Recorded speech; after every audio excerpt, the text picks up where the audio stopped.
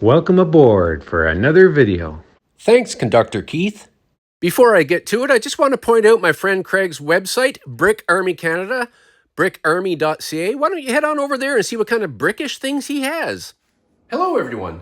And the reason why I'm standing beside these paintings is because it's appropriate for this video. This is a photograph I took of a French naval vessel off Vancouver Island. Took it about the year 2004 when I was on board ship out there.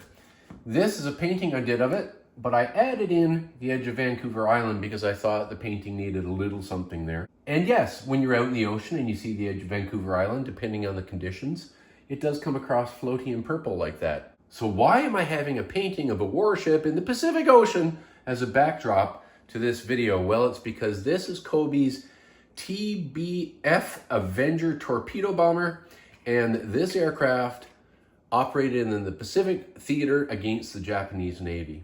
I'm going to step out on a limb here and say that this is the finest and my favorite so far of all the COBI airplanes in any scale. This is 1:48. It is utterly simply brilliant and a gem, so why don't we get on with it? Not being a painter, I kind of made the mistake of putting that behind glass. So there's the ship, the warship Prairiel, a French naval vessel permanently stationed in the Pacific. Yep. There you go. I have too many hobbies, so I never took up painting. Besides which, my brother-in-law Eric would show me up with his much better painting skills anyway. The Grumman TBF Avenger, 1:48 scale. And just for moral support, we're going to have our Mustang here too on the table while I'm building. At first, I tried to use a smaller container to put the pieces in, but there's nothing like the cookie sheet. There were no significant issues building this kit. In fact, I enjoyed it so much I built it all in one sitting. I did not intend to do that. One little bit of weirdness that hung me up for a sec is this piece and this piece are exactly the same. So I stared at these to see if they're different. I looked in the instructions, I tried things out. Like, what was I missing? Nothing. They're exactly the same. So that should be like this with a 2. So when you get to this page, yeah, don't fall in the same trap. I don't know why, but I found all this a little bit confusing. Now, these little pieces come attached to a piece they're unrelated to. Probably as a group just so they could be stamp printed easily. So that makes a lot of sense. But I took them all out and all that. I can't explain why. I don't know how. Maybe I wasn't paying attention. But putting together the ball turret confused me. So just take your time on this page. I'm only pausing here to show you how wonderful the pad printing detail on this canopy is.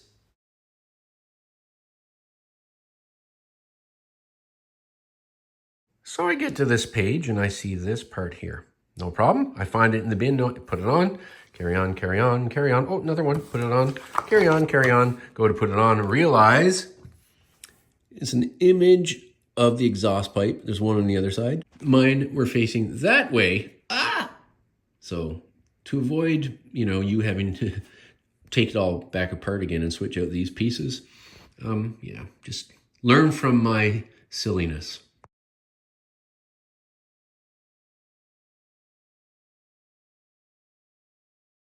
Here I had to pause to get rid of a representative of our previous phone and internet carrier. It's funny that when you need them, you're on hold for a long, long time, and they're pretty much useless, and the customer service is terrible, but the second you switch providers, boy, do they have time for you. Voila! Done in one sitting. So that was a very fun build. These are spare parts. Now, normally you don't get a spare part this big, so I'm worried. But it doesn't appear to be wanting to fall apart, so cross your fingers.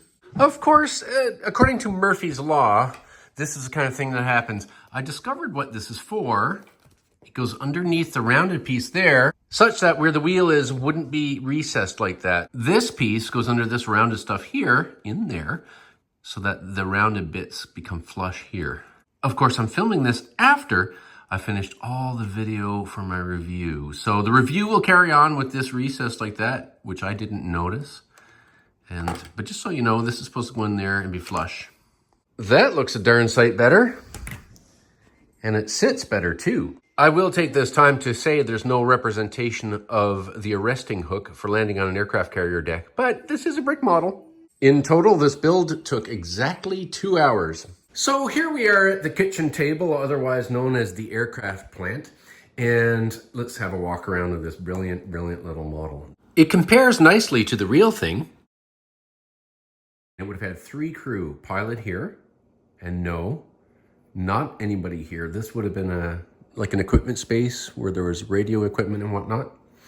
If you look in here, this is a full minifigure, which is kind of cool for a 1:48 model because the 1:48 is so much smaller that normally you don't get a minifigure in there. By comparison, here is a Japanese Zero. Now, of course, the Zero would have been the nemesis of this aircraft. This is a fighter plane. This is a torpedo bomber. And as you can see, it's a bunch bigger.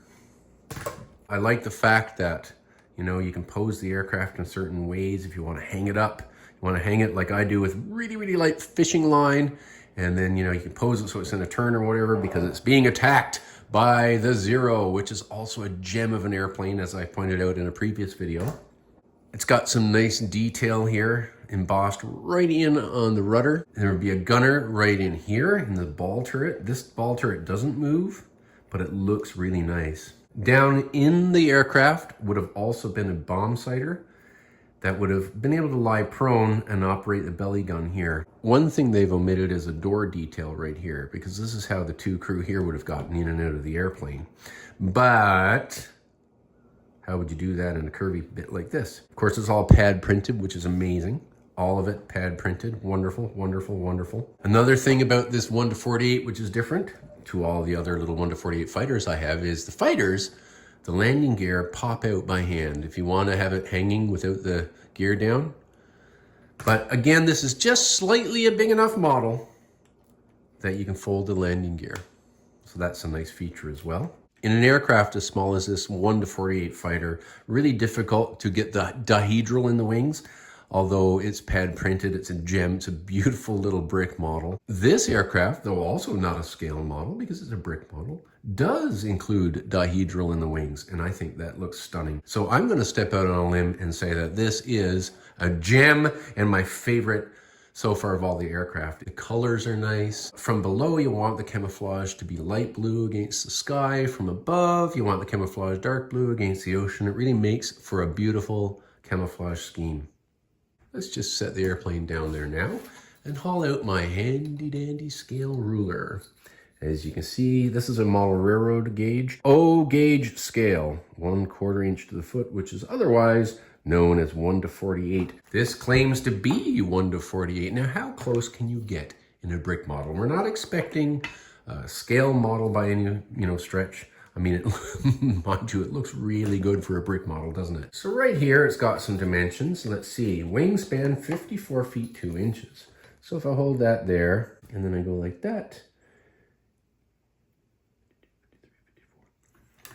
my God, that's 54 feet. 54 scale feet, tip to tip.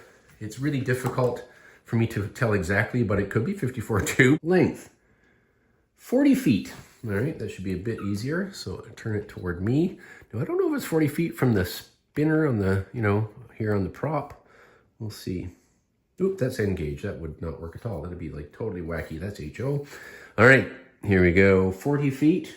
So if I hold the 40 there, it's about a scale 3 inches shorter from the tip of the spinner to here than 40 feet. Okay, so yes, when they say this is 1:48, they darn well mean it.